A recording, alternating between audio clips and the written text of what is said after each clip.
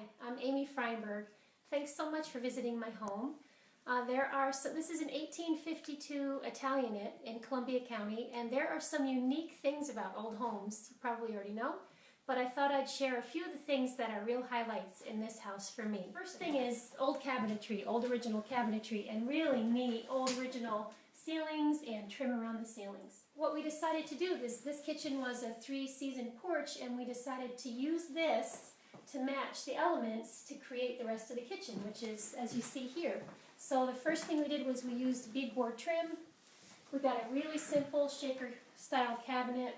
We continued the French porcelain tile here, and we just did really basic sort of bin pulls because we liked that old country kind of kicked back feeling. So this is the dining room, and this is probably one of my favorite rooms in the house. I love to entertain and have friends over, and we cook together in the kitchen and come in here and eat and just hang out, and we have a really good time. This was made by an Italian marble craftsman that came with the original builder of this home from England.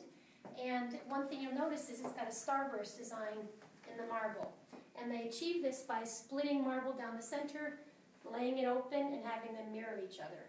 And these marble fireplaces, believe it or not, hold a lot of heat and throw a lot of heat. Over here, we go now to the more casual feel, and this is how I usually serve the everyday dishes. Instead of having them in a cabinet, we decided to take an old bookcase and paint it white, put it against this rather neutral wall, and then my friend actually helped me to put plates and cups and dishes in here so that we can serve right from here to the table. One of the most challenging things I think when we moved in was choosing paint colors. And it sounds like a really mundane thing, but this room we had 7 different colors of yellow that we tested it.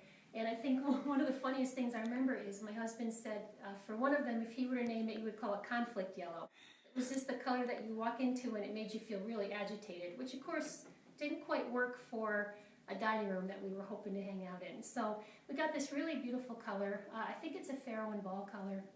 It's that really soft yellow. It just glows in the morning. It's pretty at night. You know, we're really happy with it. The thing about old houses, not enough bathrooms, not enough closets.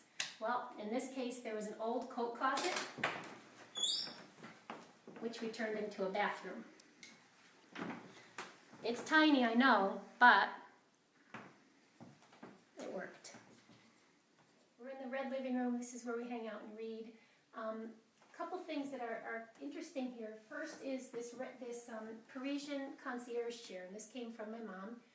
Basically, a concierge back in the day would be in a hotel lobby with his back to the door so that he didn't get a draft. They would leave this hood on so that he wouldn't get a stiff neck. And then when the weather was better, they would take it off, and he could enjoy the air and the circulation. We're on the 4th floor now of the tower, and one thing about old homes like this is that not only was this a beautiful way to get a view, in this case 360 degrees, from the tallest vantage point in town, but it also served as a heating and cooling device by means of opening the windows and letting the heat in the house rise out of them to keep the house cool in the hot summer months. As an interesting side note about history, this house was part of the Underground Railroad, and apparently they signaled other homes from both levels of the observation deck in the tower.